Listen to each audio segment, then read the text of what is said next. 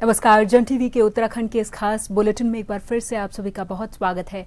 मैं हूं आपके साथ प्रियंका तिवारी। खबरों को विस्तार से जानेंगे, लेकिन उससे पहले एक नजर हेडलाइंस पर। विकास कार्यों के लिए सीएम धामी ने मंजूर किए 495 करोड़। सड़क, घाट, पार्किंग और बिजली व्यवस्था होगी मजबूत। शहरी निकायों और पंचायतों को भी मिला फंड।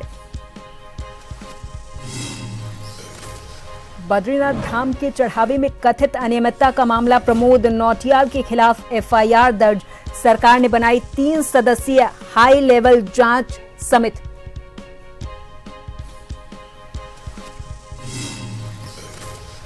कारगिल विजय दिवस की तैयारियों में जुटी उत्तराखंड सरकार। 25 जुलाई को होगी रन फॉर कारगिल हीरोज का आयोजन। मुख्यमंत्री धामी होंगे मुख्य अतिथि।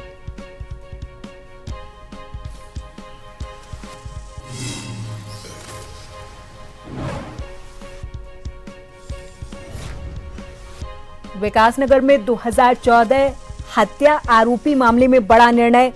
सबूतों के अभाव में हाईकोर्ट ने 3 आरोपियों को किया बरी। और रामनगर में NH 309 फोरलेन परियोजना का बढ़ा विरोध। भूमि अधिग्रहण और मुआवजे पर उठे सवाल। प्रभावित लोगों ने विधायक को सौंपा ज्ञापन।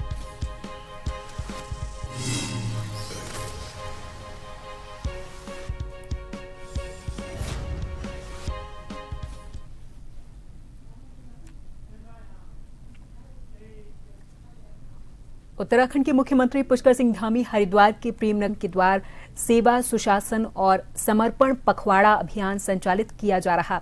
इस अभियान के तहत जिला, ब्लॉक और तहसील स्तर पर विशेष शिविरों का आयोजन किया जा रहा है, जिसमें संबंधित विभागों के अधिकारी, कर्मचारी, जन प्रतिनिधियों की मौजूदगी में जन समस्याओं का निराकरण किया जा रहा। इस अभियान के पहले 3 दिनों में ही प्रदेश भर में आयोजित शिविरों में हजारों लोगों ने प्रतिभाग किया है।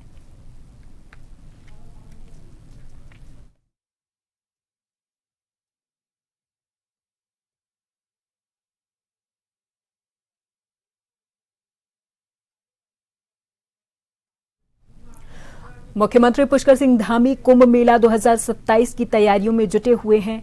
मुख्यमंत्री धामी ने कुंभ मेला 2027 की तैयारियों समेत प्रदेश की विभिन्न विकास योजनाओं के लिए 495 करोड़ रुपए की वित्तीय और प्रशासनिक मंजूरी दी है। इस राशि से सड़क निर्माण, घाटों के विकास, पार्किंग, महिला प्रौद्योगिकी पार्क और बिजली व्यवस्था जैसे काम किए जाएंगे।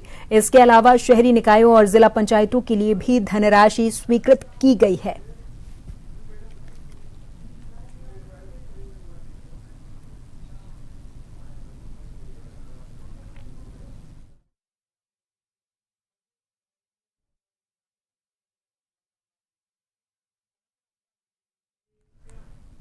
मुख्यमंत्री धामी के निर्देश पर 4 से 18 जुलाई तक संचालित सेवा पखवाड़ा अभियान के अंतर्गत जन जन की सरकार, जन जन के द्वार कार्यक्रम के तहत खूना बोरा में जन समस्या निवारण और बहुउद्देशीय शिविर का आयोजन किया गया।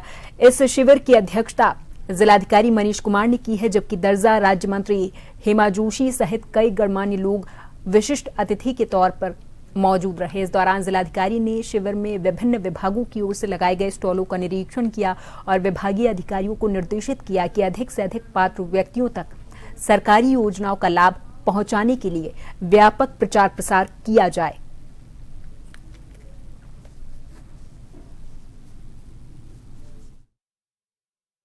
चौबीस विभाग हैं, उन सभी ने अपने अपने स्टॉल्स लगाए हैं और इसका मुख्य मोटो यही है कि हमारे जो दूरस्थ और हमारे जो रिमोट है, गांव हैं, जो ऐसे लोग हैं जो मुख्यालय या तहसील या ब्लॉक कार्यालय नहीं है, वहाँ तक प्रशासन के बीच पहुँचे और जो लाभार्थी परक योजनाएँ हैं, लाभ है, इसमें चिकित्सकीय लाभ है, प्रमाण पत्र का है, खाता खतौनी में नाम का इंदराज करने का है, इन सभी चीज़ों पे कार्रवाई करके, प्रभावी कार्रवाई करके जो शासकीय योजनाएं हैं, सरकारी योजनाएं हैं, उनका लाभ आम जन तक ससमय जो है उसको पहुँचाया जाए। उसी क्रम में आज हम लोगों ने खूना बोरा में ये कैंप जो है वो लगाया हुआ है। सरकार के लगभग 24 विभागों के एक साथ एक ही विंडो पर, एक ही जगह पर समाधान हो रहे हैं और आज हमारे खूना बोरा के राजकीय हाई स्कूल में यह कार्यक्रम हो रहा है और ऐसी बारिश के मौसम में भी जिलाधिकारी जी और समस्त अधिकारी समस्त विभागों के यहाँ पर पहुँचे हुए हैं। और मेरी भी एक शिकायत थी लोक निर्माण विभाग से संबंधित। उन्होंने बहुत अच्छा इनिशिएटिव लिया और एक हफ्ते के अंदर इसे समाधान करने का उन्होंने निर्देश दिया। खुनापुरा में जो हमारा कैंप जन जन की सरकार जन जन के द्वार कार्यक्रम के तहत आज जिलाधिकारी महोदय ने यहाँ पर काफ़ी समस्याओं का यहाँ पर स्थलीय निराकरण किया गया। जो पूर्व में भी कोई लंबित 2-4 योजनाएं बच गई थी, उनका भी आज यहाँ पर स्थल पर निराकरण कर दिया गया। आज क्योंकि जब पहले चरण पर ये योजना चली थी, उसका काफ़ी जनता को लाभ मिला और द्वितीय चरण में 4 तारीख से लेकर 18 तारीख तक द्वितीय चरण में पूरे जनपद में योजना पुनः लागू की जा रही है। इतनी बारिश हो रही है, बहुत से लोग सुबह से आए थे। जिलाधिकारी महोदय के द्वारा त्वरित तत्काल कार्रवाई करके लोगों को लाभ मिल रहा है। मेरी भी 2-3 मुख्य समस्या थी जिसमें जिलाधिकारी महोदय ने तत्काल समाधान कर दिया। मैं आदरणीय पुष्कर सिंह धामी जी का धन्यवाद करता हूं। उनके द्वारा ये जो सेवा सप्ताह चलाया गया है, इसमें जिलाधिकारी महोदय द्वारा त्वरित कार्रवाई करके आम जनमानस को बड़ा लाभ मिल रहा है। ऐसे शिविर गाँव में लगने से आम जनमानस को बहुत बड़ा लाभ है। मुख्यमंत्री पुष्कर सिंह धामी हरिद्वार के दौरे पर रहे, जहां उन्होंने विभिन्न मुद्दों पर बातचीत की है। मुख्यमंत्री धामी हरिद्वार के प्रेमनगर आश्रम में मोरारी बापू की श्रीराम कथा के समापन समारोह में शामिल हुए। इस दौरान उन्होंने श्रीराम के आदर्शों और सनातन संस्कृति के महत्व पर बल दिया और उत्तराखंड को विश्व की आध्यात्मिक राजधानी बनाने का संकल्प दोहराया है।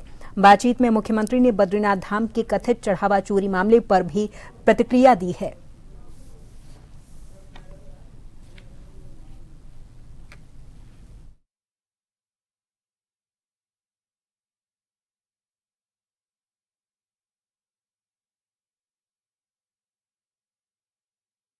होगा वो छोड़ा नहीं जाएगा, कठोर कार्रवाई होगी। कमेटी बना दी गई है और पुलिस ने अपनी प्रारंभिक जो कार्रवाई है प्रारंभ कर दी है, रिपोर्ट दर्ज हो गई है। ये तो गौ हत्या जैसा पाप है जो ऐसे स्थानों पर इस प्रकार की चीज़ों को करे। जैसे माँ बाप की कोई हत्या कर देता है, उस प्रकार का महापाप है। इसमें ये क्षमा योग्य नहीं है और जो भी होगा उसको पूरा कानून अपना काम करेगा। जो बिल्कुल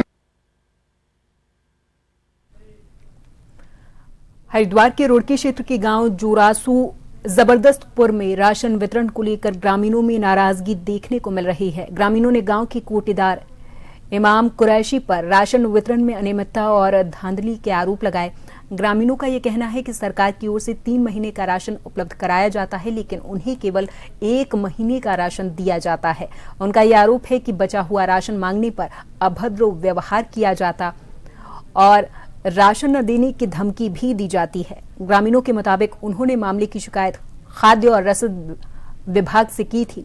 उनका यह दावा है कि जांच के बाद संबंधित समिति ने कोटेदार का कोटा निरस्त करने की संस्तुति भी की, लेकिन अब तक अंतिम कार्रवाई नहीं हुई है।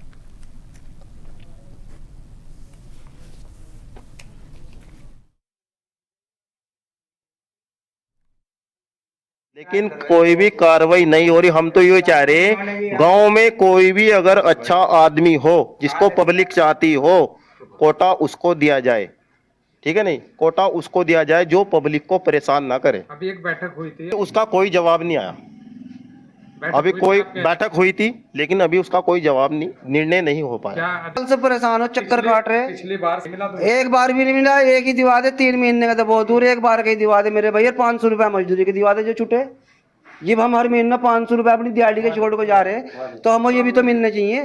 कोटा तो चल हम तो नगद ले लेंगे, वो मजदूरी दिवा दे, कोटा ना दे।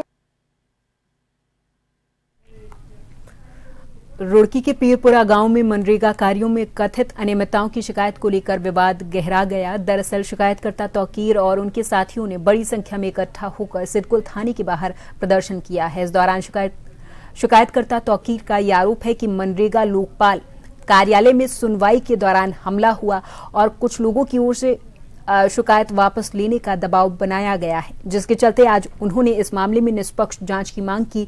वहीं शिकायतकर्ताओं का ये भी आरोप है कि उनकी शिकायत की जांच को प्रभावित करने की कोशिश की जा रही है।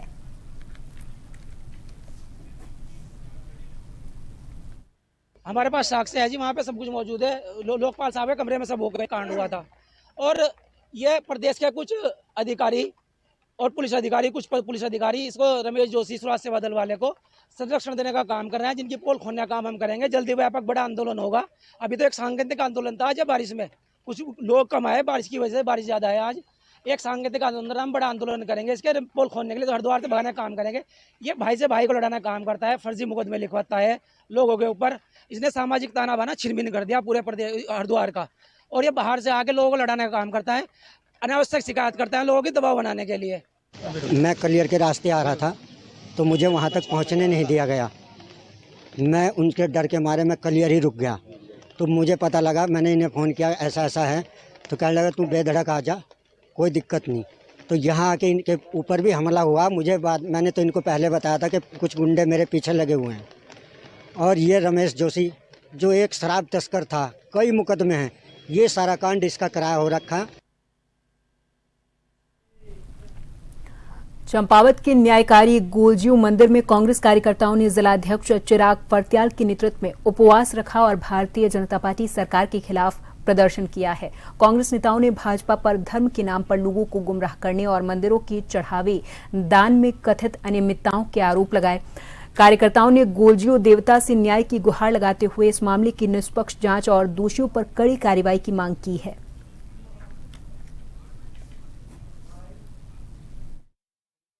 राम मंदिर के नाम पर इस देश में हमेशा काम करते हैं कि हमने राम मंदिर बनाया, लेकिन उसी मंदिर से आज उसी मंदिर के संरक्षण में वो लोग आज चोरी कर रहे हैं, जो काफ़ी निंदनीय है। कांग्रेस पार्टी इसका विरोध करती है और मैं कहना चाहता हूं भाजपा के लोगों से, शर्म कीजिए आप लोग, और जिन लोगों द्वारा ये कृत्य किए गए हैं उनको अतिशीघ्र, जब तक ये लोग सलाखों के पीछे नहीं जाते तब तक कांग्रेस पार्टी इसी तरह विरोध प्रदर्शन करती है। जिस तरह से ये लोग आस्था के नाम पर लोगों को बेवकूफ़ बनाते हैं, लोगों के सामने इनके झूठ जो है उजागर हो गई है।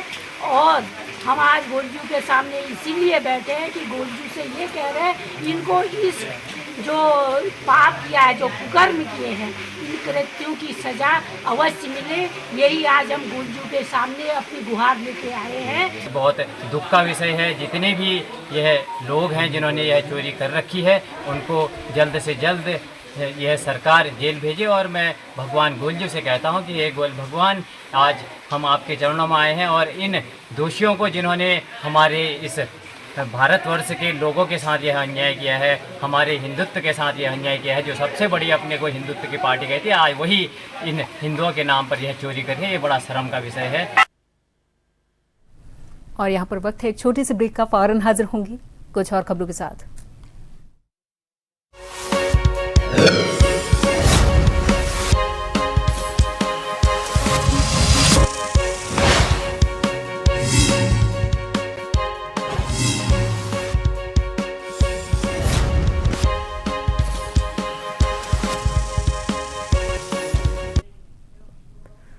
मुख्यमंत्री पुष्कर सिंह धामी ने हरिद्वार के प्रेमनगर आश्रम में पूज्य मुरारी बापू की श्री राम कथा के समापन समारोह में हिस्सा लिया। इस दौरान उन्होंने कहा कि उत्तराखंड को विश्व की आध्यात्मिक राजधानी बनाने की दिशा में सरकार लगातार काम कर रही। मुख्यमंत्री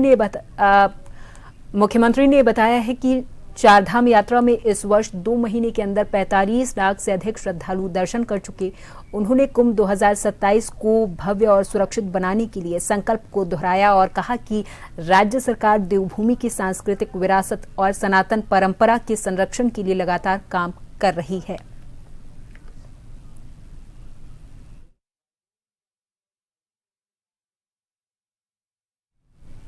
बीकेटीसी के अध्यक्ष कार्यालय में तैनात व्यक्तिगत सहायक प्रमोद नौटियाल के खिलाफ चढ़ावे से जुड़ी कथित वित्तीय अनियमितता के मामले में थाना बद्रीनाथ में एफआईआर दर्ज हुई है। बीकेटीसी की शिकायत पर बीएनएस की धारा 306 और 316(5) के तहत मुकदमा दर्ज करके पुलिस ने जांच शुरू कर दी है। इससे पहले बीकेटीसी ने शुरुआती जांच के आधार पर 7 जुलाई को प्रमोद नौटियाल को निलंबित कर दिया था।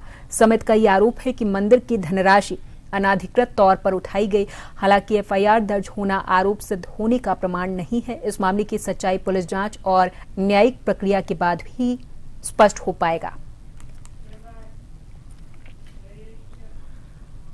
उत्तराखंड सरकार ने मुख्यमंत्री धामी के निर्देश पर श्री बद्रीनाथ धाम में दान चढ़ावे दान और चढ़ावे से जुड़ी कथित अनियमितताओं की जांच के लिए 3 सदस्यीय उच्च स्तरीय समिति का गठन किया है। गढ़वाल मंडल आयुक्त समिति के अध्यक्ष होंगे, जबकि एनएचएम के प्रबंध निदेशक संदीप तिवारी और स्वास्थ्य विभाग के निदेशक वित्त जगत सिंह चौहान मेंबर बनाए गए हैं। समिति को 15 दिनों के अंदर अपनी जांच रिपोर्ट और सिफारिशें सरकार को सौंपने के निर्देश दिए गए हैं। साथ ही दान और चढ़ावे की व्यवस्था को अधिक पारदर्शी और प्रभावी बनाने के सुझाव भी दिए जाएंगे।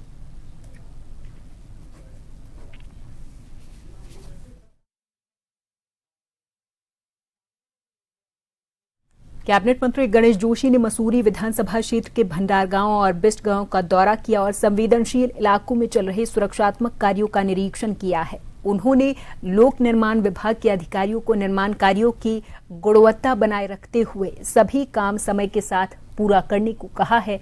भंडार गांव में सड़क सुधारीकरण और पुश्ता निर्माण और बिस्ट गांव में निर्माणाधीन सुरक्षा दीवार और प्रोटेक्शन नेट के कार्यों का जायजा लिया। मंत्री ने कहा है कि बरसात के मौसम को देखते हुए सुरक्षा कार्यों में किसी भी प्रकार की लापरवाही बर्दाश्त नहीं की जाएगी। उन्होंने कहा कि जनहित और लोगों की सुरक्षा राज्य सरकार की सर्वोच्च प्राथमिकता है और संवेदनशील इलाकों में सुरक्षात्मक कार्यों को प्राथमिकता के आधार पर पूरा कराया जाए।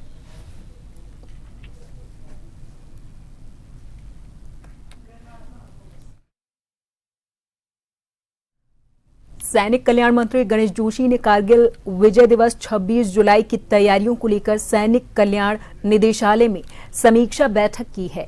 उन्होंने अधिकारियों को सभी कार्यक्रम समय के साथ गरिमापूर्ण और सुव्यवस्थित ढंग से आयोजित करने को कहा है। मंत्री ने बताया कि 25 जुलाई को कारगिल के अमर शहीदों की स्मृति में रन फॉर कारगिल हीरोज का आयोजन किया जाएगा। ये यात्रा, जिसके बारे में उन्होंने बताया कि चीड़बाग से शुरू होकर गांधी पार्क तक जाएगी। उन्होंने इसकी सभी व्यवस्थाएं समय पर सुनिश्चित करने को कहा है। उन्होंने ये कहा कि कारगिल विजय दिवस पर प्रदेश के सभी जनपदों में भी कार्यक्रम आयोजित किए जाएं, जिनमें जनप्रतिनिधियों, पूर्व सैनिकों, वीर नारियों, वीर माताओं और आमजन की सहभागिता सुनिश्चित की जाए। मुख्य राज्य स्तरीय समारोह गांधी पार्क देहरादून में होगा, जिसमें मुख्यमंत्री धामी मुख्य अतिथि के तौर पर शामिल होंगे।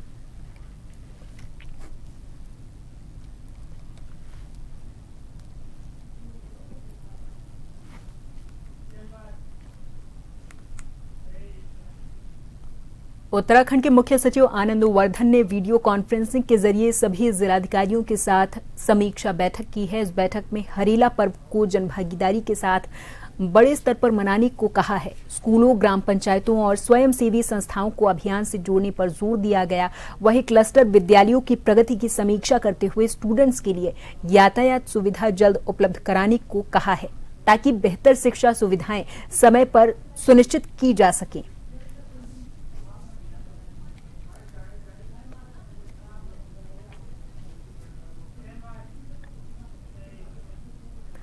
मुख्यमंत्री धामी के आदर्श चंपावत विजन को साकार करने की दिशा में लोहाघाट नगरपालिका, कोली ढेक, काली गांव, पाटन पाटनी और पौगांव क्षेत्र के प्रस्तावित मास्टर प्लान 2041 के प्रारूप पर जन सुझाव और आपत्तियां प्राप्त करने के उद्देश्य से नगर पालिका अध्यक्ष गोविंद वर्मा की अध्यक्षता और जिलाधिकारी चंपावत मनीष कुमार के निर्देशन में एक महत्वपूर्ण बैठक आयोजित की गई। इस बैठक में क्षेत्र के सुनियोजित और संतुलित विकास को लेकर विस्तार से चर्चा भी हुई। इस मौके पर जिलाधिकारी मनीष कुमार ने कहा कि मास्टर प्लान का उद्देश्य पूरे क्षेत्र का योजनाबद्ध विकास सुनिश्चित करना है, जिससे फ्यूचर की आवश्यकताओं के अनुरूप आधारभूत सुविधाओं का विस्तार किया जा सके।